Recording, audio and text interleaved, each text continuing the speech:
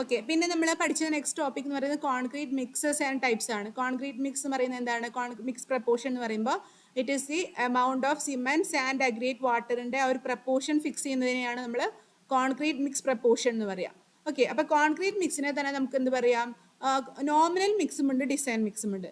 Nominal mix എന്ന് പറയുമ്പോൾ എന്താണ്? ഇവിടുത്തെ ആ ഒരു റേഷ്യോ എസ്റ്റാബ്ലിഷ്ഡ് ആയിട്ട് നമുക്ക് അറിയാമെങ്കിൽ, ഇത് കണ്ടോ, M5, M10, M15, M20, M25, ഇതുവരെ നമുക്ക് there is an thumb rule to proportion the ingredients. 1 kilo അല്ലെ 1 സിമെന്റ് ആണെങ്കിൽ 5 സാൻഡ് ആണ്, 10 അഗ്രിഗേറ്റ് ആണ് എന്നുള്ള റേഷ്യോ എസ്റ്റാബ്ലിഷ്ഡ് ആണ്. അങ്ങനെ പറയുന്ന മിക്സിനെയാണ് നമ്മൾ എന്ത് പറയുക? നോമിനൽ മിക്സ് പറയുക. M25 വരെ നോമിനൽ മിക്സ് ആണ്. M എന്ന് പറയുമ്പോൾ മിക്സ് ആണ്, 5 എന്ന് പറയുമ്പോൾ അതിന്റെ കംപ്രസീവ് സ്ട്രെങ്തിനെയാണ് കാണിക്കുന്നത്. ഓക്കെ, അപ്പോൾ 5 ന്യൂട്ടൺ പെർ mm² ആണെങ്കിൽ മിനിമം നമ്മൾ കാസ്റ്റ് ചെയ്ത സിമെന്റിന് കോൺക്രീറ്റിന് 5 ന്യൂട്ടൺ പെർ mm² കിട്ടുകയാണെങ്കിൽ അതിനെ M5 എന്ന് പറയും. ഓക്കെ, M10 റേഞ്ചിലാണ് വരുന്നതെങ്കിൽ 10 എന്ന് പറയും. അങ്ങനെ ലോ വർക്കിന് ഈ ഒരു ഇത്രയൊക്കെ വർക്ക് രീതിയിലാണെങ്കിൽ M25 വരെയാണെങ്കിൽ നമുക്ക് നോമിനൽ മിക്സ് ഫോളോ ചെയ്യാൻ പറ്റും. Okay, M30 newton per mm² മുകളിൽ കംപ്രസീവ് സ്ട്രെങ്ത് നിങ്ങൾ ആഗ്രഹിക്കുന്നെങ്കിൽ ഡിസൈൻ മിക്സ് രീതിയിൽ നിങ്ങൾ തന്നെ കാൽക്കുലേറ്റ് ചെയ്തിട്ട് റേഷ്യോ എസ്റ്റാബ്ലിഷ് ചെയ്യേണ്ടി വരും. അപ്പോൾ അതിനെയാണ് ഡിസൈൻ മിക്സ് എന്ന് പറയുക. M30, M40, M50, M60 അതെല്ലാം 70 എല്ലാം ഡിസൈൻ മിക്സ് ആണ്. അപ്പോൾ അതാണ് മിക്സ് എന്ന് പറയുന്നത് കേട്ടോ, കോൺക്രീറ്റ് മിക്സ്. ഓക്കെ, അപ്പോൾ കോൺക്രീറ്റ് മിക്സിന്റെ ബേസിലാണ് നമുക്ക് കാര്യങ്ങൾ ചെയ്യാൻ പറ്റുള്ളൂ. ഇനി അത് കഴിഞ്ഞാൽ നമ്മൾ അടുത്ത ടോപ്പിക് പഠിച്ചത് എന്തായിരുന്നു? പ്രോപ്പർട്ടീസ് ആണ്. പ്രോപ്പർട്ടീസ് ഫ്രഷ് കോൺക്രീറ്റിന് പ്രോപ്പർട്ടീസ് വരുന്നത് workability. It is is with which you can work with mixed concrete അല്ലേ. It is is with which കോൺക്രീറ്റിനെ നമുക്ക് മിക്സ് ചെയ്യാൻ പറ്റും, പ്ലേസ് ചെയ്യാൻ പറ്റും, കോമ്പാക്ട് ചെയ്യാൻ പറ്റും, ഫിനിഷ് ചെയ്യാൻ പറ്റും. ആ ഒരു ഈസിനെസ്സിനെയാണ് വർക്കബിലിറ്റി എന്ന് പറയുന്നത്. It is is with which you can mix concrete, place, compact and finish the entire concrete. ആ ഒരു ഈസ്. അപ്പം ഭയങ്കര ഈസ് ആണെങ്കിൽ ഹൈ വർക്കബിൾ ആണെന്ന് പറയും. ഈസ് ആ ഒരു ഈസ് കംഫർട്ടബിലിറ്റി കുറവാണെങ്കിൽ നമ്മൾ അത് എന്ത് പറയും? ലോ വർക്കബിലിറ്റി എന്ന് പറയും കേട്ടോ. അപ്പം എന്താണ്? വെറ്റ് കോൺക്രീറ്റ് അല്ലേ മോർ വർക്കബിൾ, കാരണം അത് നമുക്ക് ഈ ഹാൻഡിൽ ചെയ്യാൻ ഈസിയാണ് കമ്പയർഡ് ടു ഡ്രൈ കോൺക്രീറ്റ്, വെള്ളം കൂടുതലാണെങ്കിൽ. അപ്പോൾ ആ രീതിയിലാണ് ഇത് വരുന്നത് ഫ്രഷ് കോൺക്രീറ്റിന്റെ വർക്കബിലിറ്റി. ദെൻ ഫാക്ടേഴ്സ് എഫക്റ്റ് എന്ന് പറയുമ്പോൾ നമ്മൾ പറഞ്ഞു വാട്ടർ കണ്ടന്റ് കൂട്ടി വർക്കബിലിറ്റി കൂട്ടുക എന്നുള്ളത് ലീസ്റ്റ് ഓപ്ഷൻ ആയിട്ട് വെക്കുക. അല്ലെങ്കിൽ നമുക്ക് എന്ത് ചെയ്യാൻ പറ്റും? ലാർജ് സൈസ്ഡ് അഗ്രിഗേറ്റ്സ് യൂസ് ചെയ്താൽ വർക്കബിലിറ്റി കൂട്ടാൻ പറ്റും. മിക്സ് പ്രപ്പോർഷൻ പ്രോപ്പർ ആയിട്ട് നമ്മൾ ചെയ്യുകയാണെങ്കിൽ അഗ്രിഗേറ്റ് ബൈ സിമെന്റ് റേഷ്യോ എന്നുള്ളതിനേക്ക് ഒരു റേഷ്യോ സെറ്റ് ചെയ്ത് കഴിഞ്ഞാൽ, അല്ലെങ്കിൽ aggregate by cement ratio high ആക്കിയാൽ നമുക്ക് കോൺക്രീറ്റ് ലീൻ ആവും. Aggregate by cement ratio low ആക്കിയാൽ നമുക്ക് ആ കോൺക്രീറ്റ് റിച്ച് മെട്രിക്സ് ആവും. അപ്പോൾ ആ രീതിയിൽ മിക്സ് പ്രപ്പോർഷനൊക്കെ സെറ്റ് ചെയ്ത് കഴിഞ്ഞാൽ നമുക്ക് എന്ത് ചെയ്യാൻ പറ്റും? ഈ ഒരു വർക്കബിലിറ്റി അച്ചീവ് ചെയ്യാൻ പറ്റും. അതുപോലെ ഗ്രഡേഷൻ എന്ന് പറയുന്നത് എന്താണ്? ഗ്രഡേഷൻ എന്ന് പറയുമ്പോൾ അതിലുള്ള എല്ലാ ടൈപ്പ് പാർട്ടിക്കിൾസും വരുമ്പോൾ അതിനൊരു ഗ്രഡേഷൻ കിട്ടും അല്ലേ. ചിലപ്പോൾ ചില അഗ്രിഗേറ്റ്സ് മാത്രമേ ഉള്ളൂ എങ്കിൽ അത് ഗ്രഡേഷൻ ഗ്യാപ്പ് ഗ്രേഡഡ് ആയിരിക്കും. അപ്പോൾ എന്ത് വേണം? നമുക്ക് ആ ഒരു കോൺക്രീറ്റിലെ എല്ലാ ടൈപ്പിലുള്ള എല്ലാ സൈസിലും വരുന്ന അഗ്രിഗേറ്റ്സ് വേണം. അപ്പം അങ്ങനെ ഗ്രേഡിങ് പ്രോപ്പർ ആക്കിയാൽ നമുക്ക് വർക്കബിലിറ്റി കൂടുതൽ അച്ചീവ് ചെയ്യാൻ പറ്റും. അതുപോലെ ഷേപ്പ് റൗണ്ടഡ് അഗ്രിഗേറ്റ്സ് സെലക്ട് ചെയ്യുക. സ്മൂത്ത് ടെക്സ്ചർ ആണെങ്കിൽ ബെറ്റർ വർക്കബിലിറ്റി, മയമുള്ള അഗ്രിഗേറ്റ്സ് ഒക്കെ ആണെങ്കിൽ നമുക്ക് അതിൻ്റെ വർക്കബിലിറ്റി കൂട്ടാൻ പറ്റും. അഡ്മിക്സ്ചേഴ്സ് യൂസ് ചെയ്യുക. Okay, then the time workability reduces with time. നമ്മൾ എന്താ കുറേ ടൈം മിക്സ് ചെയ്തിട്ട് കുറേ നേരം വെച്ച് കഴിഞ്ഞാൽ എന്താവും? സെറ്റ് ആവും. അപ്പോൾ നമ്മൾ മിക്സ് ചെയ്ത് കഴിഞ്ഞാൽ ഉടനെ നമ്മൾ അത് പ്ലേസ് ചെയ്യണം.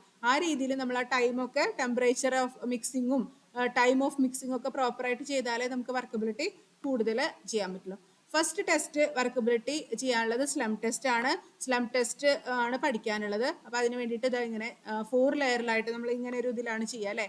ഇങ്ങനെ ഒരു ഫ്രസ്റ്റം സ്ലംബ് കോണിലാണ് ചെയ്യുന്നത്. സ്ലം കോണിൻ്റെ ഡയമെൻഷൻ 30 സെൻറ്റിമീറ്റർ, 20, 10 സെൻറ്റിമീറ്റർ ആണ്. അപ്പോൾ ഇതിലിങ്ങനെ വെച്ചിട്ട് നമ്മൾ എന്ത് ചെയ്യുന്നു? 4 ലെയറായിട്ട് കോൺക്രീറ്റ് പ്ലേസ് ചെയ്യുക. ലാബിൽ ചെയ്യുന്നതാണ് കേട്ടോ. വർക്കബിലിറ്റി ടെസ്റ്റ് ലാബിൽ ചെയ്യുന്നതാണ്. 25 ടൈംസ് ഈച്ച് ലെയർ നമ്മൾ എന്ത് ചെയ്യുന്നു? അതിനെ കോമ്പാക്ട് ചെയ്തിട്ട് നമ്മൾ അതിൻ്റെ സബ്സിഡൻസ് ആണ് നോക്കുക. സബ്സിഡൻസിൻ്റെ ബേസിൽ നമുക്ക് ഇങ്ങനെ പറയാൻ പറ്റും. കണ്ടോ? ലോ പെർമിയബിൾ ആണ് ടൈപ്പ്. മിനിമം പേയ്മെൻ്റ് ആണെങ്കിൽ 25 mm സബ്സിഡൻസ് വേണം. മാക്സിമം 50 വരെ പറ്റുള്ളൂ. അപ്പം അങ്ങനെയാണെങ്കിലാണ് ആ കോൺക്രീറ്റ് നമുക്ക് പേയ്മെൻറ്റ് വർക്കിന് യൂസ് ചെയ്യാൻ പറ്റുള്ളൂ. അപ്പോൾ ഈ ഒരു ടെസ്റ്റ് ചെയ്യുന്നു, സ്ലം കോൺ ടെസ്റ്റ് ചെയ്യുന്നു, അതിൻ്റെ സബ്സിഡൻസിൻ്റെ വാല്യൂ നോട്ട് ചെയ്യുന്നു. അതിൻ്റെ ബേസിൽ നമുക്ക് ആ കോൺക്രീറ്റ് ഏത് വർക്കിനാണ് യൂസ് ചെയ്യാൻ പറ്റുക. ഇനി അല്ലെങ്കിൽ നിങ്ങൾ യൂസ് ചെയ്യുന്ന വർക്കിനനുസരിച്ച് അതിനെ ഇത് ഇങ്ങനെ അല്ലെങ്കിൽ നമ്മൾ അത് എന്ത് ചെയ്യണം, അതിലെ വാട്ടർ കണ്ടന്റ് വേരി ചെയ്തിട്ടോ അഗ്രിഗേറ്റ്സിന്റെ പ്രപ്പോർഷൻ മാറ്റിയിട്ടോ ഒക്കെ അതിന്റെ വർക്കബിലിറ്റി ആ ഒരു റേഞ്ചിലേക്ക് കൊണ്ടുവരണം, ഈ ഒരു റേഞ്ചിലേക്ക് കൊണ്ടുവരണം കേട്ടോ. അടുത്തത് കോമ്പാക്ഷൻ ഫാക്ടർ ആണ്. അപ്പോൾ നമ്മൾ ക്ലാസ്സിൽ പറഞ്ഞിട്ടുണ്ടായിരുന്നു, ഇങ്ങനെ 3 ഇതിലിട്ടിട്ട് അതിന്റെ വെയിറ്റ് നോട്ട് ചെയ്യുന്നു അല്ലേ, വെയിറ്റ് ബൈ കോമ്പാക്റ്റഡ് ആയിട്ടുള്ള വെയിറ്റ് നോട്ട് ചെയ്യുന്നു, ഈ ഒരു സിലിണ്ടറിൽ ഫ്രീ ഫോൾ ആയിട്ടുള്ള രീതിയിൽ അതിന്റെ വെയിറ്റ് നോട്ട് ചെയ്യുന്നു. ആ റേഷ്യോനെയാണ് നമ്മൾ കോമ്പാക്ഷൻ ഫാക്ടർ ടെസ്റ്റ് എന്ന് പറയുക. അപ്പോൾ കോമ്പാക്ഷൻ ഫാക്ടർ ടെസ്റ്റിൽ based on compaction factor value നമുക്ക് അതിന്റെ വർക്കബിലിറ്റിനെ പ്രെഡിക്റ്റ് ചെയ്യാൻ പറ്റും. ഓക്കെ, ആ ഒരു റേഷ്യോ വരുന്നുണ്ട്. ദെൻ സെഗ്രിഗേഷൻ, വർക്കബിലിറ്റി കഴിഞ്ഞാൽ അടുത്ത പ്രോപ്പർട്ടി വരുന്നത് എന്താണ്, സെഗ്രിഗേഷൻ ആണ്. സെഗ്രിഗേഷൻ എന്ന് പറയുമ്പോൾ എന്താണ്, സെഗ്രിഗേഷൻ ഉണ്ടെങ്കിൽ കോൺക്രീറ്റ് വീക്ക് ആവും. ഹണി കോമ്പിംഗ് എന്ന് പറയുന്ന ക്രാക്ക് ഫോർമേഷൻസ് ഒക്കെ വരാനുള്ള ചാൻസ് ഉണ്ട്. അപ്പം എന്ത് വരാൻ പാടില്ല, അഗ്രിഗേറ്റ്സ് ഇങ്ങനെ വിട്ടു പോകാൻ പാടില്ല. അപ്പം അതിനെയാണ് ഒരു കോൺസ്റ്റുവന്റ് വേറെ കോൺസ്റ്റുവന്റിന് വിട്ടു പോകാൻ പാടില്ല അല്ലേ. ഫൈൻ അഗ്രിഗേറ്റും കോഴ്സ് അഗ്രിഗേറ്റും ആ കോൺക്രീറ്റിൽ നിന്ന് വിട്ടു പോകാൻ പാടില്ല, അതായത് പ്രോപ്പർലി ബ്ലൻഡഡ് ആയിട്ടിരിക്കണം. അപ്പം അതിനെയാണ് സെഗ്രിഗേഷൻ എന്ന് പറയുന്നത്. അങ്ങനെ വരുന്നുണ്ടെങ്കിൽ, അത് വിട്ടു പോകുന്നുണ്ടെങ്കിൽ അതിനെയാണ് നമ്മൾ സെഗ്രിഗേഷൻ എന്ന് പറയാം കേട്ടോ. ബ്ലീഡിങ് എന്ന് പറയുന്നത് എന്താണ്, വാട്ടർ കോൺക്രീറ്റിൽ നിന്ന് ഇങ്ങനെ come out, if the water from the concrete നമ്മൾ മിക്സ് ഒക്കെ ചെയ്ത് പ്ലേസ് ചെയ്ത് കഴിഞ്ഞാൽ വാട്ടർ മേളിലേക്ക് ഇങ്ങനെ വരികയാണ്, ജസ്റ്റ് ലൈക്ക് ലേറ്റൻസ്, അതിനെയാണ് ബ്ലീഡിങ് എന്ന് പറയുക. അപ്പോൾ അതും ഒരു ബാഡ് പ്രോപ്പർട്ടിയാണ്. അതൊക്കെ വരാത്ത രീതിയിൽ വേണം നമ്മൾ അത് ചെയ്യാനായിട്ട്, കോൺക്രീറ്റ് പ്ലേസ് ചെയ്യാനും ഒക്കെ ചെയ്യാനായിട്ട്. ഓക്കെ, അപ്പോൾ ഇതൊക്കെയാണ് അതിൻ്റെ സെഗ്രിഗേഷനും ബ്ലീഡിങ്ങും വന്നത്. ദെൻ ഇത് പ്രോപ്പർട്ടീസ് ഓഫ് ഹാർഡൻ കോൺക്രീറ്റ് എന്ന് പറയുമ്പോൾ അതിൽ എന്തൊക്കെയാണ്, ഫസ്റ്റ് സ്ട്രെങ്ത് വേണം. ഹാർഡൻ വർക്കബിലിറ്റി എന്ന് പറയുന്നത് ഫ്രഷ് സ്റ്റേറ്റിലെയാണ്. ഹാർഡൻ സ്റ്റേറ്റിൽ വരുമ്പോൾ അതിന് സ്ട്രെങ്ത് വേണം. സ്ട്രെങ്ത് വരാനായിട്ട് നല്ല റോ മെറ്റീരിയൽസ് ആയിരിക്കണം, quality of raw materials good ആയിരിക്കണം. അതുപോലെ അതിൻ്റെ വാട്ടർ സിമെന്റ് റേഷ്യോ എന്ന് പറയുന്നത് എന്താണ്, നമ്മൾ മിക്സ് ചെയ്യുന്ന സമയത്ത് 0.45 to 0.6 എന്നുള്ള രീതിയിൽ വേണം വാട്ടർ റേഷ്യോ സെറ്റ് ചെയ്യാൻ. അപ്പോൾ ഹാർഡൻ ആയി കഴിഞ്ഞാൽ അതിന് സ്ട്രെങ്ത് ഉണ്ടായിരിക്കും കേട്ടോ. ലോ വാട്ടർ സിമെന്റ് റേഷ്യോ തന്നെ നമ്മൾ കീപ്പ് ചെയ്യണം. Then coarse by fine ratio, coarse അഗ്രിഗേറ്റിന്റെ എമൗണ്ട് ബൈ ഫൈൻ അഗ്രിഗേറ്റിന്റെ റേഷ്യോ. അതെന്താണ്, ഫൈൻസിന്റെ എമൗണ്ട് കൂടുതലാണെങ്കിൽ കംപ്രസീവ് സ്ട്രെങ്ത് കുറവായിരിക്കും എന്നാണ് പറയുന്നത് കേട്ടോ. ഫൈൻസ്, അതായത് ഫൈൻ അഗ്രിഗേറ്റ് ആണ് കൂടുതലെങ്കിൽ കമ്പയർഡ് ടു കോഴ്സ് അഗ്രിഗേറ്റ് അല്ലെ, മെറ്റലിന്റെ എമൗണ്ടിനേക്കാളും മണലിന്റെ എമൗണ്ട് കൂടുതലാണെങ്കിൽ, ഫൈൻസ് കൂടുതലാണെങ്കിൽ കംപ്രസീവ് സ്ട്രെങ്ത് കുറവായിരിക്കും. അപ്പോൾ ആ രീതിയിൽ നമ്മൾ അത് മീൻസ് മാറ്റണം. കംപ്രസീവ് സ്ട്രെങ്ത് കൂടിയല്ലേ വേണ്ടേ, അപ്പോൾ ആ രീതിയിൽ നമ്മൾ മാറ്റണം കേട്ടോ. അഗ്രിഗേറ്റ് ബൈ സിമെന്റ് റേഷ്യോ, സിമെന്റിന്റെ വാല്യൂ കൂടുതൽ വേണം അഗ്രിഗേറ്റിനെ. അത് എന്താണ്, given workability, increase in cement content, increase in the strength. എപ്പോഴും സിമെന്റ് കൂടുമ്പോഴാണ് സ്ട്രെങ്ത് കൂടുന്നത്. അപ്പോൾ ആ രീതിയിൽ അതൊരു പ്രോപ്പർലി ഒരു റേഷ്യോ ഫിക്സ് ചെയ്യണം, such that aggregate by cement ratio is within the optimum to have the strength വരാനുള്ള രീതിയിൽ നമ്മൾ aggregate by cement ratio properly fix ചെയ്യണം. അപ്പോൾ ഇതൊക്കെയാണ്. പിന്നെ അതുപോലെ നമ്മൾ ഏജിങ് ഓഫ് കോൺക്രീറ്റ് എന്ന് പറയുമ്പോൾ കോൺക്രീറ്റിന്റെ ഏജ് കൂടുന്തോറും അതിന്റെ സ്ട്രെങ്ത് കൂടി വരും. 28 days വരെ ക്യൂറൊക്കെ ചെയ്യണം. അപ്പോൾ ആ രീതിയിൽ ചെയ്യണം. കോമ്പാക്ഷൻ പ്രോപ്പറായിട്ട് ചെയ്താലാണ് അതിന്റെ വാട്ടർ എയർ വോയിഡ്സ് പോയിട്ട് അതിന് സ്ട്രെങ്ത് ഉണ്ടാവുള്ളൂ. അപ്പോൾ അത് പ്രോപ്പറായിട്ട് ചെയ്യണം. ക്യൂറിംഗ് എന്ന് പറയുന്നത് ചെയ്യണം. അപ്പോൾ ഇതൊക്കെ ചെയ്താലാണ് എന്തുണ്ടാവുള്ളൂ, കോൺക്രീറ്റിന് സ്ട്രെങ്ത് ഉണ്ടാവുള്ളൂ കേട്ടോ. ദെൻ ടെസ്റ്റ് കംപ്രസീവ് സ്ട്രെങ്ത്, അത് നമ്മൾ പിന്നെ ലാബിൽ നിങ്ങൾ CTM പഠിച്ചിട്ട് നമുക്ക് പറയാം. ഇലക്ടീവ് പഠിച്ചു കഴിഞ്ഞാൽ കുറച്ചും കൂടി ഒരു ഐഡിയ കിട്ടും. അതിൻ്റെ ശേഷം UTM പോയിട്ടാണ് നമ്മളിത് ചെയ്യുക കേട്ടോ. ക്യൂബ്, കോൺക്രീറ്റിൻ്റെ ക്യൂബ് ഉണ്ടാക്കിയിട്ട് നമ്മളത് cube of 15 cm by 15 cm by 15 cm cast ചെയ്യും ഒരു മെറ്റാലിക് മോൾഡിൽ. എന്നിട്ട് നമ്മൾ അതിനെ പൊട്ടിക്കുകയാണ് ചെയ്യുക. UTM കൊണ്ടുപോയിട്ട് അതിനെ ബ്രേക്ക് ചെയ്ത് നോക്കും. അപ്പോൾ കിട്ടുന്ന ലോഡ് ബൈ അതിൻ്റെ സർഫസ് ഏരിയ ചെയ്യുമ്പോഴാണ് അതിൻ്റെ എന്ത് കിട്ടുക, സ്ട്രെങ്ത് കിട്ടുക. ഓക്കെ, അപ്പോൾ ഏജ് കൂടുന്നവർ കണ്ടോ, 1 day 16%, 16 3 day ആയപ്പോൾ 40% ആയി. 28 days ആകുമ്പോഴാണ് 100% എന്നാലും എത്തിയിട്ടില്ല, 99% സ്ട്രെങ്ത്തും അറ്റൈൻ ചെയ്യാൻ പറ്റുന്നുണ്ട്. മനസ്സിലായോ? അതായത് ഫുൾ സ്ട്രെങ്ത് എത്തണമെങ്കിൽ 28 days വേണം എന്നാണ് അതിൻ്റെ അർത്ഥം. 28 days ആയപ്പോൾ കണ്ടോ, നിയർലി 100% സ്ട്രെങ്ത് അറ്റൈൻ ചെയ്യാൻ പറ്റും. ഒന്നാമത്തെ ഡേ ആണെങ്കിൽ കോൺക്രീറ്റ് കാസ്റ്റ് ചെയ്തിട്ട് ഒന്നാമത്തെ ഡേ ആണെങ്കിൽ 16% സ്ട്രെങ്ത് വരുന്നുള്ളൂ. മനസ്സിലായോ? നമ്മളൊരു കോൺക്രീറ്റ് കാസ്റ്റ് ചെയ്തു, അത് പിറ്റേ ദിവസം കൊണ്ടുപോയി പൊട്ടിക്കുകയാണെങ്കിൽ ഈവൺ ഇഫ് അത് ഒരു M15 ഗ്രേഡ് കോൺക്രീറ്റ് ആണെങ്കിൽ 15 Nm/m² വാല്യൂ വരില്ല. 15ന്റെ എത്രയേ വരുള്ളൂ, 16% വരുള്ളൂ അല്ലേ. നമ്മൾ M15 Nm/m² കിട്ടാനുള്ള രീതിയിലാണ് നമ്മൾ അതിൻ്റെ നോമിനൽ മിക്സിൻ്റെ ഡിസൈനൊക്കെ ചെയ്തതെന്ന് വിചാരിക്കുക. പക്ഷേ ഒരു ദിവസം കഴിഞ്ഞിട്ട് ആ ഒരു കോൺക്രീറ്റ് ക്യൂബ് കൊണ്ടുപോയി നമ്മൾ പൊട്ടിച്ചു കഴിഞ്ഞാൽ ആ ഒരു 15 × 16 വരുള്ളൂ. നേരെ മറിച്ച് അത് 28 ദിവസം ആ ഒരു കോൺക്രീറ്റ് ക്യൂബ് നമ്മൾ വെള്ളത്തിലൊക്കെ ഇട്ട് ടെസ്റ്റ് ചെയ്ത് കഴിഞ്ഞാൽ 15 ഉള്ളത് 14 പോയിന്റ് വരെയൊക്കെ എത്തും. ഓക്കെ, അപ്പോൾ അതാണ് അതിൻ്റെ കണ്ടോ, ഏജ് കൂടുന്തോറും അതിൻ്റെ സ്ട്രെങ്ത് കൂടുന്നതായിട്ട് കാണാം. നൗ ഇതാണ് കംപ്രസീവ് സ്ട്രെങ്ത് എന്ന് പറയുന്നത്. M15 ആണെങ്കിൽ 15, M20 ആണെങ്കിൽ 20 Nm². അപ്പോൾ ഈ രീതിയിലാണ് അതിൻ്റെ കംപ്രസീവ് സ്ട്രെങ്ത് വരുന്നത്. ഓക്കെ, ഇനി സിലിണ്ടറിക്കൽ സ്പെസിമെൻ ആയിട്ട് നമ്മൾ ഇത് ചെയ്യാറുണ്ട്. ടെൻസൈൽ സ്ട്രെങ്ത്, കംപ്രസീവ് സ്ട്രെങ്ത് ആണ് ഫസ്റ്റ് വൺ. പിന്നെ ടെൻസൈൽ സ്ട്രെങ്ത് എന്ന് പറയുമ്പോൾ എന്താണ്, അതിൻ്റെ ടെൻസൈൽ വാല്യൂ അറിയാനായിട്ടാണ് നമ്മളത് ചെയ്യുന്നത്, ടെൻഷൻ ക്യാരി കപ്പാസിറ്റി. അപ്പോൾ അതിന് വേണ്ടിയിട്ട് നമ്മൾ 150 mm ഡയമീറ്ററും 30 mm ലെങ്ത്തും എന്നുള്ള രീതിയിലാണ് എന്ത് ചെയ്യുക, കണ്ടോ, ഇങ്ങനെ ഒരു സിലിണ്ടർ നമ്മൾ പ്രിപ്പയർ ചെയ്യും. എന്നിട്ടാണ് നമ്മൾ അതിനെ ഇങ്ങനെയാണ് പൊട്ടിക്കുക. ഓക്കെ, അപ്പോഴാണ് നമുക്ക് അതിൻ്റെ എന്ത് കിട്ടുക, സ്പ്ലിറ്റ് ടെൻസൈൽ സ്ട്രെങ്ത് കിട്ടുക.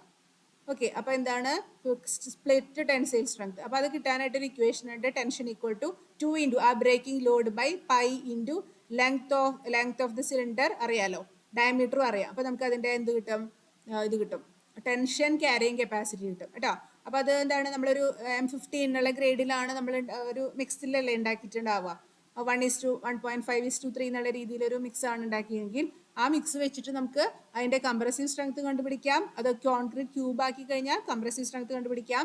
ഇങ്ങനെ ഒരു രീതിയിൽ സിലിണ്ടർ ആക്കി കഴിഞ്ഞാൽ അതിൻ്റെ സ്പ്ലിറ്റ് ടെൻസൈൽ സ്ട്രെങ്ത്തും കണ്ടുപിടിക്കാം. അപ്പോൾ ഇതൊക്കെ ഹാർഡ് ആൻഡ് കോൺക്രീറ്റിൻ്റെ പ്രോപ്പർട്ടീസ് ആണ് കേട്ടോ. എന്താ നമ്മൾ പഠിക്കണേ, ഹാർഡ് ആൻഡ് കോൺക്രീറ്റിൻ്റെ strength properties. First one compressive strength, അപ്പോൾ ക്യൂബ് എന്നുള്ള രീതിയിൽ പറയുക. അപ്പോൾ അതാണ്, ഇങ്ങനെയാണ് അതിൻ്റെ റിസൾട്ട് നമ്മൾ പറയുന്നത്.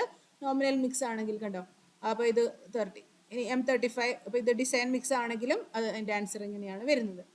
ഓക്കെ, ഇനി അടുത്തത് വരുന്നത് tensile strength, split tensile strength കണ്ടുപിടിക്കാനായിട്ട് ഇതാണ് സ്പെസിമെൻ. ഇതാ ഇങ്ങനെയാണ് ഒരു സ്പെസിമെൻ ആണ് നിങ്ങൾ കാസ്റ്റ് ചെയ്യുക. അതിൻ്റെ ഒരു മോൾഡിലൊക്കെ ഇട്ടിട്ട് നമ്മൾ ഇങ്ങനെ ഒരു സ്പെസിമെൻ തയ്യാറാക്കും. അത് പൊട്ടിക്കും. അത് പൊട്ടിക്കുന്നത് ഇങ്ങനെയാണ്, ലോഞ്ചിറ്റ്യൂഡിൽ വെച്ചിട്ടാണ് പൊട്ടിക്കുക. അപ്പോൾ ആ പൊട്ടിക്കുന്ന ലോഡ് P ആണെങ്കിൽ കണ്ടോ 2P/π/LD ചെയ്ത് കഴിഞ്ഞാൽ എൻ്റെ ടെൻഷൻ കിട്ടും. ഓക്കെ, ഇനി നെക്സ്റ്റ് വൺ ഫ്ലെക്സുറൽ സ്ട്രെങ്ത് ആണ്. ഫ്ലെക്സുറൽ സ്ട്രെങ്ത് അറിയാനായിട്ട് നമ്മളൊരു ബീം അല്ലേ, ബീം പോലെയല്ലേ വെക്കണേ, കണ്ടോ ഇങ്ങനെയാണ് വെക്കുക. ഇങ്ങനെയെന്ന് പറയുമ്പോൾ ഇത് കണ്ടോ, ഈ ബീം ഇവിടെ കണ്ടോ, ഇവിടെ ഒരു ബീം പോലെ വെക്കണോ, അതിന് 2 സപ്പോർട്ടിൽ വെക്കും, എന്നാലല്ലേ ബീം ആവുള്ളൂ. ബീം ആവണമെങ്കിൽ ഇവിടെ 2 സപ്പോർട്ട് വേണ്ടേ. അങ്ങനെ സപ്പോർട്ടിൽ വെച്ചിട്ട് നമ്മൾ UTMൽ ലോഡ് ചെയ്യുക. അപ്പോൾ അതിൻ്റെ എന്ത് കിട്ടും, ഫ്ലെക്സുറൽ സ്ട്രെങ്ത് കിട്ടും കേട്ടോ. അപ്പോൾ അതിൻ്റെ ബീമിൻ്റെ സൈസ് 15/15/70 സെൻറ്റിമീറ്റർ എന്നുള്ള രീതിയിലൊക്കെ ആയിരിക്കും അത് നമ്മൾ പ്ലേസ് ചെയ്യുന്നുണ്ടാവുക. എന്നിട്ട് അതിനെ നമ്മൾ UTMൽ പ്ലേസ് ചെയ്യുന്നു, അതിനെ അത് ചെയ്യുന്നു. ഓക്കെ, അപ്പോൾ അതിന് കണ്ടോ, ഇവിടെ ഹിഞ്ച് പോയിന്റ്സ് എവിടെ മാർക്ക് ചെയ്യുന്നതെന്നൊക്കെ ഉണ്ട് കണ്ടോ, ഇവിടെ ഇക്വേഷൻ. അതായത് flexural strength equal to breaking load into L/BD² ആണ്. വെൻ എ, ഈ മാർക്ക് ചെയ്ത എ കണ്ടോ, ഇവിടെ ഒരു മാർക്കിംഗ് നമ്മൾ കൊടുക്കുന്നുണ്ട്. എ എന്ന് പറയുന്നത് 13.33 സെൻറ്റിമീറ്ററിനേക്കാളും കൂടുതൽ. ഈ എ എന്താ കണ്ടോ, ഇവിടെ നമ്മൾ വെച്ചില്ലേ, ഈ ഹിഞ്ചിൽ നിന്ന് എത്ര മാറിയിട്ടാണ് നമ്മുടെ ഇത് വരുന്നത്. ഓക്കെ, അപ്പോൾ ആ രീതിയിൽ നമ്മൾ എ എന്ന് പറയുന്നത് 13.3 സെൻറ്റിമീറ്ററിനേക്കാളും കൂടുതലാണ് ആ എ ഡിസ്റ്റൻസ് എങ്കിൽ ഇതാണ് ഇക്വേഷൻ. 13.3നേക്കാളും കുറവാണെങ്കിൽ ഇതാണ് ഫ്ലെക്സുറൽ സ്ട്രെങ്ത് കണ്ടുപിടിക്കാനുള്ള ഇക്വേഷൻ. ജസ്റ്റ് അതിൻ്റെ സ്പെസിഫൈൻ എന്താണെന്നുള്ളത് മനസ്സിലാക്കുക കേട്ടോ. അതാണ് ബീമായിട്ടാണ് നമ്മൾ പ്ലേസ് ചെയ്യുന്നത്. ഇതാണ് അതിൻ്റെ ഡയമെൻഷൻ. അതിൻ്റെ ശേഷം നമ്മളിവിടെ മാർക്ക് ചെയ്യുന്നു, എ എന്ന് പറയുന്നത് ഇങ്ങനെ മാർക്ക് ചെയ്യുന്നു എന്നുള്ളൊരു പോയിന്റും അതിൻ്റെ ലോഡ് ക്യാരിങ് കപ്പാസിറ്റി അത്രയും പഠിച്ചാൽ മതി നിങ്ങൾ കേട്ടോ. അപ്പോൾ അതാണ് മോഡുലസ് ഓഫ് റപ്ചർ കണ്ടുപിടിക്കാനുള്ള അല്ലെങ്കിൽ ഫ്ലെക്സുറൽ സ്ട്രെങ്ത് കണ്ടുപിടിക്കാനുള്ള ഇക്വേഷൻ. അത് Nm/m²ലാണ് കിട്ടുക. അപ്പോൾ ഈ 3 ടെസ്റ്റുകളാണ് പഠിക്കാനുള്ളത്. എന്താ നമ്മൾ പഠിച്ചത് സ്ട്രെങ്ത് ഓഫ് കോൺക്രീറ്റ് എന്ന് പറയുമ്പോൾ പ്രോപ്പർട്ടീസ് ഓഫ് ഫ്രഷ് കോൺക്രീറ്റ് പഠിച്ചു അല്ലേ. വർക്കബിലിറ്റി അത് കണ്ടുപിടിക്കാനുള്ള 2 ടെസ്റ്റ്, സ്ലം ടെസ്റ്റും കോമ്പാക്ഷൻ ഫാക്ടർ ടെസ്റ്റും കണ്ടുപിടിച്ചു. പിന്നെ അടുത്ത പ്രോപ്പർട്ടി സെഗ്രിഗേഷനും ബ്ലീഡിങ്ങും ആണ്. അത് അൺഡിസർബിൾ പ്രോപ്പർട്ടീസ് ആണെന്ന് കണ്ടുപിടിച്ചു. അത്രയാണ് ഫ്രഷ് കോൺക്രീറ്റിൽ പഠിച്ചത്. അതിൻ്റെ ശേഷം ഹാർഡ് ആൻഡ് കോൺക്രീറ്റിലേക്ക് വന്നപ്പോൾ ഹാർഡ് ആൻഡ് കോൺക്രീറ്റ് എന്ന് പറഞ്ഞാൽ അതിൻ്റെ പ്രോപ്പർട്ടീസ് എന്താണ്, സ്ട്രെങ്ത് ആണ് പ്രോപ്പർട്ടി. സ്ട്രെങ്ത് കൂട്ടാനായിട്ട് ഇതൊക്കെയാണ് പാരാമീറ്റേഴ്സ്. സ്ട്രെങ്ത് കൂടാനായിട്ട് ക്വാളിറ്റി നല്ലതായിരിക്കണം, വാട്ടർ സിമെന്റ് റേഷ്യോ കുറവായിരിക്കണം, കോഴ്സ് ബൈ ഫൈൻ റേഷ്യോ എന്ന് പറയുന്നത് ഫൈൻ്റെ എമൗണ്ട് കൂടുതലാണെങ്കിൽ സ്ട്രെങ്ത് കുറയുകയാണ് ചെയ്യുക. അപ്പോൾ ഫൈൻ്റെ കണ്ടന്റ് കുറയ്ക്കണം. അതുപോലെ സിമെന്റിന്റെ കണ്ടന്റ് കൂട്ടണം. ഇതൊക്കെയാണ് factors to increase the strength. അതുപോലെ ഏജിങ് കൂടിക്കഴിഞ്ഞാൽ സ്ട്രെങ്ത് കൂടുതലായിരിക്കും. കോമ്പാക്ഷൻ കൂടിക്കഴിഞ്ഞാൽ എന്താണ്, എല്ലാ എയറും പോയി കഴിഞ്ഞാൽ എന്തായാലും യൂണിറ്റ് വെയിറ്റ് കൂട്ടാലോ, നമുക്ക് ആ ഒരു സ്പെസിമെൻ്റെ യൂണിറ്റ് വെയിറ്റ് ഡെൻസിറ്റി കൂട്ടാലോ. അപ്പോൾ അതിൻ്റെ ആയിരിക്കും നല്ലതാണ്. ക്യൂറിങ് കൂടിക്കഴിഞ്ഞാൽ എന്താണ് നല്ലതാണ്, സ്ട്രെങ്ത് കൂടുകയും ചെയ്യുള്ളൂ. 28% ഒക്കെ എത്തുമ്പോൾ അതിന് 28 days ഒക്കെ എത്തുമ്പോൾ 100% സ്ട്രെങ്ത് മെയിൻറ്റെയിൻ ചെയ്യാൻ പറ്റും ക്യൂറിങ് ചെയ്ത് കഴിഞ്ഞാൽ. ഓക്കെ, അപ്പോൾ അതൊക്കെ പഠിച്ചതിന് ശേഷം സ്ട്രെങ്ത് ടെസ്റ്റുകളാണ്. First one compressive strength cube ആയിട്ടാണ് ചെയ്യുക. അതാണ് ക്യൂബ് കേട്ടോ. ക്യൂബിന്റെ പിക്ചർ. ക്യൂബ് ജസ്റ്റ് ഒരു കോൺക്രീറ്റിന്റെ കട്ട 15x15x15 എന്നുള്ള രീതിയിലാണ് നമ്മൾ കോൺക്രീറ്റ് മോൾഡിൽ ഇട്ടിട്ട് ഇതാക്കുന്നത്. ഓക്കെ, എന്നിട്ട് അതിനെ പൊട്ടിക്കുമ്പോൾ നമുക്ക് ഇങ്ങനെയാണ് അതിന്റെ ഇത് കിട്ടുക, കംപ്രസീവ് സ്ട്രെങ്ത് കിട്ടുക. 28 ഡേയ്സിൽ കിട്ടുന്നതാണ് കേട്ടോ ഇത് കംപ്രസീവ് സ്ട്രെങ്ത്. അപ്പോൾ M15 ആണെങ്കിൽ ഇതാണ് 15 ആയിരിക്കും. എന്താണ് 15 എന്ന് പറയുമ്പോൾ എന്തായിരുന്നു, ആ ഒരു മിക്സ് പ്രപ്പോർഷൻ പഠിച്ചിട്ടുണ്ടല്ലോ. അപ്പോൾ ആ രീതിയിൽ നമ്മൾ മിക്സ് ചെയ്തിട്ടുള്ള കോൺക്രീറ്റ് ആണെങ്കിൽ നല്ല രീതിയിൽ ക്വാളിറ്റി കൺട്രോൾ ചെയ്തിട്ടാണ് നിങ്ങൾ ചെയ്തതെങ്കിൽ 28 ഡേയ്സിൽ UTM വെച്ച് പൊട്ടിച്ചാൽ 15 Nm² കിട്ടണം കേട്ടോ. അപ്പോൾ അങ്ങനെയാണ് നമ്മളത് പറഞ്ഞതിന് ശേഷം ഇത് split tensile, first compressive strength ആണ്, രണ്ടാമത്തെ സ്പ്ലിറ്റ് ടെൻസൈൽ സ്ട്രെങ്ത് ആണ്. അപ്പോൾ അതിന് വേണ്ടിയിട്ട് നമ്മൾ എന്താ ചെയ്യുന്നത്, ഇങ്ങനെ ഒരു ഇതാണ് ചെയ്യുന്നത്. സിലിണ്ട്രിക്കൽ ആയിട്ടുള്ള ഒരു സ്പെസിമെൻ ആണ് പ്രിപ്പയർ ചെയ്യുന്നത്. അപ്പോൾ അതിൻ്റെ ഇക്വേഷൻ പഠിക്കുക. അടുത്തത് ഫ്ലെക്സറൽ എന്ന് പറയുമ്പോൾ ബെൻഡിങ് എടുക്കാനുള്ള കപ്പാസിറ്റിയാണ് ഫ്ലെക്സറൽ സ്ട്രെങ്ത്. അപ്പോൾ അതിന് വേണ്ടിയിട്ട് ഇങ്ങനെയാണ് നമ്മൾ പ്ലേസ് ചെയ്യുന്നത്. ഇതാണ് A ഡിസ്റ്റൻസ് മാർക്ക് ചെയ്യുന്നു, എന്നിട്ട് അതിന് ബീമിനെ നമ്മൾ 2 പോയിന്റിൽ സപ്പോർട്ട് കൊടുത്തിട്ടാണ് UTM പ്ലേസ് ചെയ്യുന്നത്, എന്നിട്ടാണ് ലോഡ് അപ്ലൈ ചെയ്യുന്നത്. അപ്പോൾ ഇതാണ് ഇക്വേഷൻ. ഓക്കെ, അപ്പോൾ ഇത്രയാണ് കോൺക്രീറ്റ്, ജനറൽ കോൺക്രീറ്റിൽ പഠിക്കാനുള്ളത് നിങ്ങൾക്ക്. ഇനി അടുത്തത് സ്പെഷ്യൽ കോൺക്രീറ്റ് ആണ്. സ്പെഷ്യൽ കോൺക്രീറ്റിൽ കുറച്ച് കാര്യങ്ങൾ പഠിക്കാനുണ്ട്. സ്പെഷ്യൽ കോൺക്രീറ്റ് എന്ന് പറയുമ്പോൾ എന്താണ് high strength and high performance concrete. അപ്പോൾ ഇതോടെ കൺവെൻഷണൽ കോൺക്രീറ്റ് കഴിഞ്ഞു കേട്ടോ. കൺവെൻഷണൽ കോൺക്രീറ്റ് കഴിഞ്ഞു. അടുത്ത ടോപ്പിക് വരുന്നത് high strength and high performance concrete ആണ്. എന്തായിരിക്കും high strength and high performance concrete? HSC HPC എന്ന് പറയുമ്പോൾ ഹൈ കംപ്രസീവ് സ്ട്രെങ്ത് ഉള്ള കോൺക്രീറ്റിനെയാണ് HPC എന്ന് പറയുന്നത്. കണ്ടോ, 16 MPa ഓർ എബവ് 16 Nm² അതിൽ കൂടുതലോ ആ ഒരു സ്പെസിമെൻ, കോൺക്രീറ്റ് സ്പെസിമെന് ലോഡ് എടുക്കാൻ പറ്റുമെങ്കിൽ അതിനെയാണ് നമ്മൾ ഹൈ കംപ്രസീവ് സ്ട്രെങ്ത് എന്ന് പറയുക. ഓക്കെ, അതിൻ്റെ എല്ലാം കൂടുതലായിരിക്കും. സ്ട്രെങ്ത്തും ഡ്യൂറബിലിറ്റിയും വർക്കബിലിറ്റി പെർമിയബിലിറ്റി എല്ലാം. പെർമിയബിലിറ്റി എന്ന് പറയുമ്പോൾ ഇംപെർമിയബിൾ ആയിരിക്കും. ഓക്കെ, സ്റ്റെബിലിറ്റി എല്ലാം കൂടുതലായിരിക്കും, ഹൈ കംപ്രസീവ് സ്ട്രെങ്ത് ആയിരിക്കും. ഓക്കെ, ഇനി അത് കിട്ടാനായിട്ട് വെരി ലോ വാട്ടർ, എപ്പോഴും വാട്ടർ സിമെന്റ് റേഷ്യോ കുറഞ്ഞു കഴിഞ്ഞാൽ സ്ട്രെങ്ത് കൂടുകയാണ് ചെയ്യുക കേട്ടോ. അപ്പോൾ 0.2 to 0.45 എന്നുള്ള രീതിയിൽ വേണം അതിൻ്റെ വാട്ടർ സിമെന്റ് റേഷ്യോ സെറ്റ് ചെയ്യാൻ. അങ്ങനെയാണെങ്കിലാണ് നമുക്ക് ഹൈ പെർഫോമൻസ് കോൺക്രീറ്റ് കിട്ടുള്ളൂ. വെരി ഇമ്പോർട്ടൻ്റ് ആണ്, ഇത് പഠിക്കണം. High strength and high performance concrete സിലബസിൽ എടുത്ത് പറഞ്ഞിട്ടുള്ള ടോപ്പിക്കാണ്. അതുപോലെ ലോ പെർമിയബിലിറ്റി എന്ന് പറയുന്നതാണ് അതിൻ്റെ അടുത്ത ഫീച്ചർ. ഹൈ സ്ട്രെങ്ത് പെട്ടെന്ന് അതിന് സ്ട്രെങ്ത് അറ്റൈൻ ചെയ്യാൻ പറ്റും. അതുപോലെ എല്ലാം അൺഡിസൈറബിൾ പ്രോപ്പർട്ടീസ് ഒക്കെ മിനിമം ആയിരിക്കും. കണ്ടോ, ലോഡ് ബ്ലീഡിങ് ആയിരിക്കും, ലോ പ്ലാസ്റ്റിക് ഷ്രിങ്കേജ് ആയിരിക്കും, സെഗ്രിഗേഷൻ ഒന്നും ഉണ്ടാവില്ല, ഗുഡ് വർക്കബിലിറ്റി. ഇതൊക്കെയാണ് അതിൻ്റെ ഹൈ മോഡുലസ് വെലാസിറ്റി അല്ലേ. അതിനെ നമ്മൾ UTM കൊണ്ടുവച്ചാൽ പൊട്ടിച്ചു കഴിഞ്ഞാൽ ഒരു ബീം പോലെ കാസ്റ്റ് ചെയ്തിട്ട് നമ്മൾ അതിനെ പൊട്ടിച്ചു കഴിഞ്ഞാൽ അതിൻ്റെ സ്ട്രെസ് സ്ട്രെയിൻ കാര വരച്ചു കഴിഞ്ഞാൽ നമുക്ക് അതിൻ്റെ മോഡുലസ് വെലാസിറ്റി കണ്ടെത്താലോ. നിങ്ങൾ MT ലാബിൽ ഇതൊക്കെ ചെയ്യും കേട്ടോ. അപ്പം മനസ്സിലാക്കാൻ പറ്റും, മോഡുലസ് വെലാസിറ്റി കണ്ടുപിടിക്കാൻ പറ്റും. അതൊക്കെ ഹൈ വാല്യൂ ആയിരിക്കും, എല്ലാം ഹൈ ആയിരിക്കും. അതാണ് ഹൈ പെർഫോമൻസ്. ഓക്കെ, അപ്പോൾ ഇതാണ് ഇവിടെ പ്രധാനപ്പെട്ട പോയിന്റ്. 60 MPa ഓർ എബവ് വരുമ്പോഴാണ് ഹൈ പെർഫോമൻസ് എന്ന് പറയുന്നത്. അതിൻ്റെ എല്ലാ ആസ്പെക്ട്സും കൂടുതലായിരിക്കും, അൾട്രാ ഹൈ സ്ട്രെങ്ത് ആയിരിക്കും. Then these are its features note ചെയ്ത് പഠിക്കുക കേട്ടോ. അത് കണ്ടോ, വലിയ വർക്കൊക്കെ വരുമ്പോൾ നമ്മൾ ഹൈ പെർഫോമൻസ് കോൺക്രീറ്റ് ആണ് ഇപ്പോൾ യൂഷ്വലി അതൊക്കെ ആയിരിക്കും ഇൻഡസ്ട്രിയിൽ നമ്മൾ യൂസ് ചെയ്യുന്നുണ്ടാവുക. ഇനി അതിൻ്റെ ഡിസൈൻ കൺസിഡറേഷൻസ് എന്ന് പറയുമ്പോൾ എന്താ,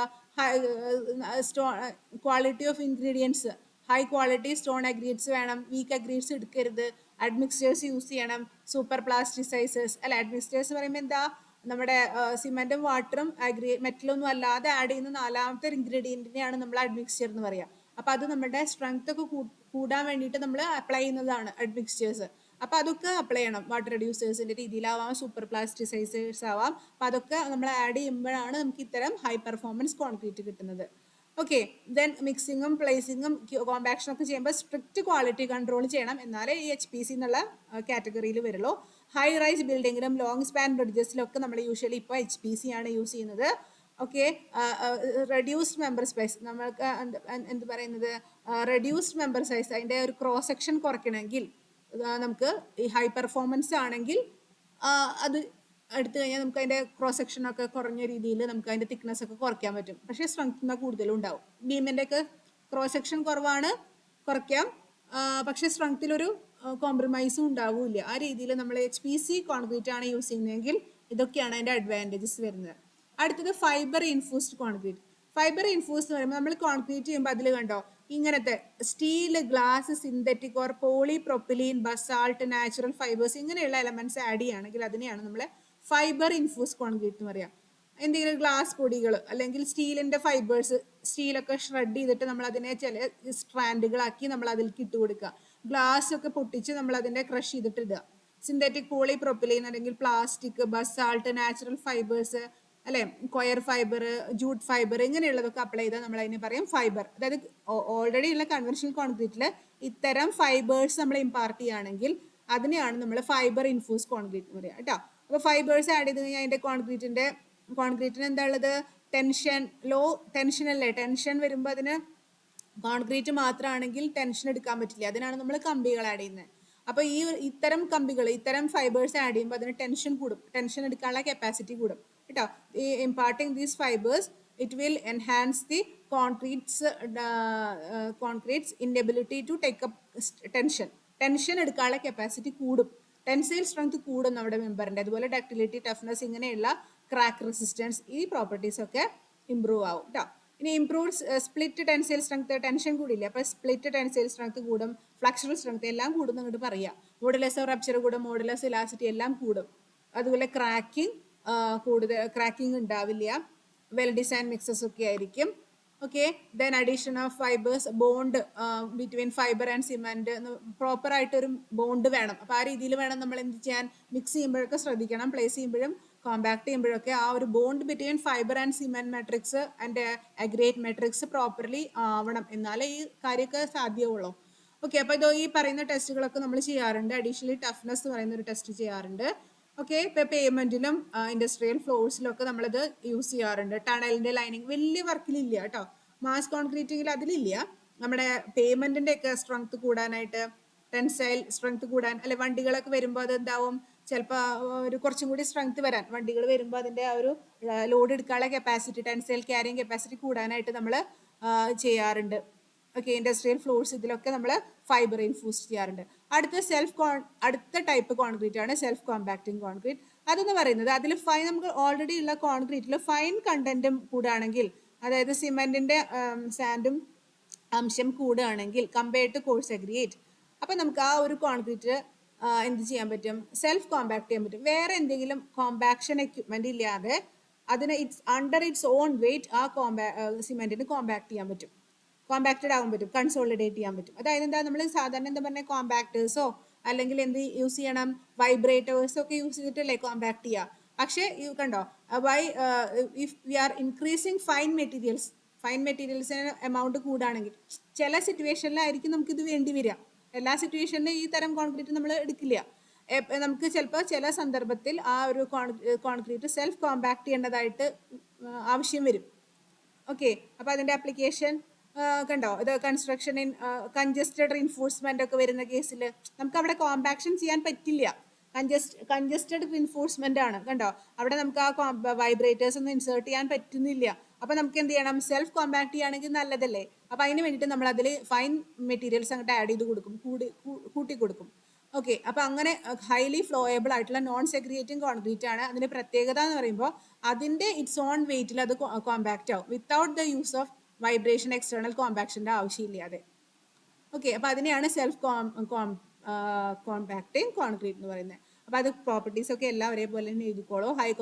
high workability, good segregation resistance, segregation ഉണ്ടാവില്ല.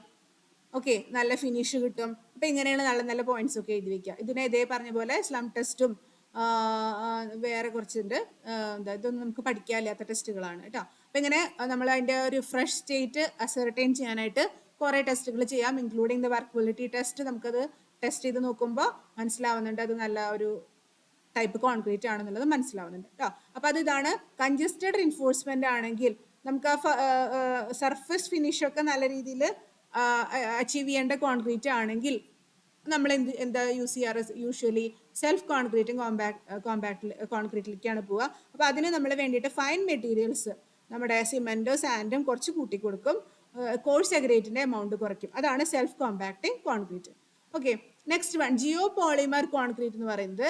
അതിൽ നമ്മൾ ഓൾറെഡി ഉള്ള കോൺക്രീറ്റിൽ ഫ്ലൈ ആഷ്, കോളിന്റെ ബൈ പ്രൊഡക്റ്റ് അല്ലേ, കോള് മാനുഫാക്ചറിന്റെ സമയത്ത് നമുക്ക് ബോട്ടം ആഷ്, ഫ്ലൈ ആഷ് എന്നൊക്കെ പറയുന്ന ഇൻഡസ്ട്രിയൽ ബൈ പ്രൊഡക്ട്സ് ഉണ്ടാവും. അപ്പം നമ്മൾ കോൺക്രീറ്റിൽ അത് ആഡ് ചെയ്യുകയാണെങ്കിൽ അതിനെ പറയുന്ന പേരാണ് ജിയോ പോളിമർ കോൺക്രീറ്റ് കേട്ടോ. ഫ്ലൈ ആഷ്, GGBS, ഇതൊക്കെ സ്ലാഗ് അല്ലേ, സ്റ്റീലിന്റെ മാനുഫാക്ചറിൽ വരുന്ന ആ ഒരു റെസിഡ്യൂനല്ലേ സ്ലാഗ് എന്നൊക്കെ പറയാം. GGBS, മെറ്റാഗൈലിയോൺ, അതുപോലെ ഫ്ലൈ ആഷ് എന്നൊക്കെ പറയുന്ന ഇൻഗ്രീഡിയൻസ് നമ്മൾ കോൺക്രീറ്റിൽ ആഡ് ചെയ്യുകയാണെങ്കിൽ അതിനെയാണ് ജിയോ പോളിമർ എന്ന് പറയാം കേട്ടോ. അതിന്റെ കൂടെ നമ്മൾ അതിൽ സോഡിയം ഹൈഡ്രോക്സൈഡ്, സോഡിയം സിലിക്കേറ്റും കൂടി ആഡ് ചെയ്യും. എന്തിനാന്ന് വെച്ചാൽ ജിയോ പോളിമറൈസേഷൻ റിയാക്ഷൻ, ഒരു പോളിമർ ചെയിൻ ഡെവലപ്പ് ചെയ്യാൻ വേണ്ടിയിട്ട് നമ്മൾ അതും കൂടി ചെയ്യാറുണ്ട്. ആ ഒരു കോൺക്രീറ്റിനെയാണ് ജിയോ പോളിമർ എന്ന് പറയുക. ബാക്കിയുള്ളതെല്ലാം അതേപോലെ എഴുതി വെക്കുക കേട്ടോ. എൻവിറോൺമെന്റൽ ബെനിഫിറ്റ് ആണ് ഇതിന് വരുന്നത്. അതുപോലെ സ്ട്രെങ്ത് കൂടുതലായിരിക്കും, ഡ്യൂറബിലിറ്റി ഉണ്ടാവും, സെൽഫ് കോമ്പാക്ടിങ് നേച്ചറും ഇതിന് വരുന്നുണ്ട്. ബാക്കിയുള്ള പോയിന്റ്സ് ഒക്കെ തന്നെ ഇവിടെ എഴുതിയാൽ മതി. ടെസ്റ്റുകളായിട്ട് നമുക്ക് ആപ്ലിക്കേഷൻസ് പറയുമ്പോൾ ഇക്കോ ഫ്രണ്ട്ലി കൺസ്ട്രക്ഷൻ ആണ് ഇത്തരം ജിയോ പോളിമർ എന്ന് പറയുമ്പോൾ. വേസ്റ്റ് നമ്മൾ കുറച്ചില്ലേ, ഈ ഫ്ലൈ ആഷ് ഒക്കെ വെറുതെ വേസ്റ്റ് ആയിട്ടൊരു സ്ഥലത്ത് കിടക്കുമായിരുന്നു, GGBS ഒക്കെ വേസ്റ്റ് ആയിരുന്നു. അതിനെ നമ്മൾ കോൺക്രീറ്റിൽ ആഡ് ചെയ്തിട്ട് നമുക്ക് കോൺക്രീറ്റിന്റെ സ്ട്രെങ്ത്തും കൂട്ടാൻ പറ്റി, എൻവിറോൺമെന്റൽ ബെനിഫിറ്റ് ഇമ്പാർട്ട് ചെയ്യാൻ പറ്റി. അതാണ് ഇതിന്റെ ഗുണം കേട്ടോ. അപ്പൊ അത് സസ്റ്റൈനബിലിറ്റി പ്രൊഡക്റ്റ് ആണ് ജിയോ പോളിമർ എന്ന് പറയുന്നത്. വേസ്റ്റ് പ്രൊഡക്റ്റിനെ നമ്മൾ കോൺക്രീറ്റിൽ യൂസ് ചെയ്യുന്നു. സിമെന്റിന്റെയോ അല്ലെങ്കിൽ എന്താ പറയുക, സിമെന്റിന്റെ അല്ല, സാൻഡിന്റെയോ അല്ലെങ്കിൽ അഗ്രിയേറ്റിന്റെ ഒക്കെ പകരം നമ്മൾ അത് ആഡ് ചെയ്യുകയാണെങ്കിൽ, അതിനെയാണ് ആ പൊടികൾ ആഡ് ചെയ്യുകയാണെങ്കിൽ നമ്മൾ ജിയോ പോളിമർ എന്ന് പറയും. ഓക്കെ, ഇനി അടുത്തത് ഓൾട്ടർനേറ്റീവ് മെറ്റീരിയൽസ്. ഓൾട്ടർനേറ്റീവ് മെറ്റീരിയൽസ് എന്ന് പറയുമ്പോൾ അടുത്ത ടോപ്പിക് വരുന്നത് നമ്മൾ ഇതൊക്കെ എന്താണ്, സ്പെഷ്യൽ കോൺക്രീറ്റ് ആണ് പഠിക്കുന്നത് കേട്ടോ. സ്പെഷ്യൽ കോൺക്രീറ്റ് എന്ന് പറയുമ്പോൾ ആദ്യം നമ്മൾ തുടങ്ങിയത് എന്തായിരുന്നു, കൺവെൻഷണൽ കോൺക്രീറ്റ് ആദ്യം പഠിച്ചു. അതിൻ്റെ ശേഷം HPC പഠിച്ചു, ഹൈ പെർഫോമൻസ് അല്ലേ, ഹൈ പെർഫോമൻസ് ഫൈബർ റീൻഫോഴ്സ്ഡ് പഠിച്ചു, അടുത്ത special concrete. Self compacting concrete, അടുത്ത special concrete. Geopolymer, then alternate materials or approaches to concrete എന്നാണ്. ഇത് ഓൾറെഡി നമ്മൾ പറഞ്ഞ കാര്യം തന്നെയാണ്. അതായത് റീസൈക്കിൾഡ് അഗ്രീറ്റ്സ്, നമ്മൾ ഡിമോളിഷ്ഡ്, നമ്മുടെ ബിൽഡിംഗ് ഒക്കെ ഡിമോളിഷ് ചെയ്യില്ലേ അല്ലേ, ബിൽഡിംഗ് ഒക്കെ എന്താ ഒരു സമയം കഴിഞ്ഞാൽ അതിനെ നമ്മൾ ഇടിച്ച് പൊളിച്ച് കളയും. അപ്പോൾ അവിടെ വരുന്ന വേസ്റ്റിനെ നമ്മൾ എന്താ ചെയ്യുന്നത്, വേസ്റ്റ് ഡിമോളിഷ്ഡ് കോൺക്രീറ്റിനെ നമ്മൾ വീണ്ടും റീസൈക്കിൾ ചെയ്തിട്ട് പുതിയ ഫ്രഷ് കോൺക്രീറ്റിങ് ചെയ്യുമ്പോൾ ആ ഇടിച്ച് പൊളിച്ച കോൺക്രീറ്റിനെ നമ്മൾ എന്ത് ചെയ്യുക, അഗ്രിയേറ്റിന്റെ പകരം നമ്മൾ ഈ ഒരു ഇത് പൊടിച്ചതിനെ നമ്മൾ ഇടുകയാണെങ്കിൽ എന്താ പറയുക, use of that is recycled aggregate. അതുപോലെ ഇൻഡസ്ട്രിയൽ ബൈ പ്രോഡക്ട്സ് GGBS അതൊക്കെ യൂസ് ചെയ്യുകയാണെങ്കിൽ നേരത്തെ പറഞ്ഞ സംഭവം തന്നെ. പിന്നെ നമ്മൾ ഇൻസ്റ്റെഡ് ഓഫ് സ്റ്റീൽ റീൻഫോഴ്സ്മെന്റിന് പകരം ചില ആൾക്കാർ ബാംബു യൂസ് ചെയ്യാറുണ്ട്. ബാംബു മുളയില്ലേ, മുള വെച്ചിട്ട് ചെയ്യാറുണ്ട് റീൻഫോഴ്സ്മെന്റിന്റെ പകരം. അതുപോലെ ഫൈബർ റീൻഫോഴ്സ് പോളിമേഴ്സ്, ദെൻ അങ്ങനെയുള്ള സംഭവങ്ങൾ ആഡ് ചെയ്യുകയാണെങ്കിൽ ദാറ്റ് ഈസ് ഓൾട്ടർനേറ്റ് മെറ്റീരിയൽ. അതായത് സിമെന്റിന്റെ പകരം, സാൻഡിന്റെ പകരം, അഗ്രിയേറ്റിന്റെ പകരം വേറെ വേറെ സാധനങ്ങൾ നമ്മൾ ആഡ് ചെയ്യുകയാണെങ്കിൽ അതിനെയാണ് നമ്മൾ ഇത് പറയുന്നത് ദ ഓൾട്ടർനേറ്റ് മെറ്റീരിയൽ മെത്തേഡ്സ് ആയിട്ട് പറയുന്നത്.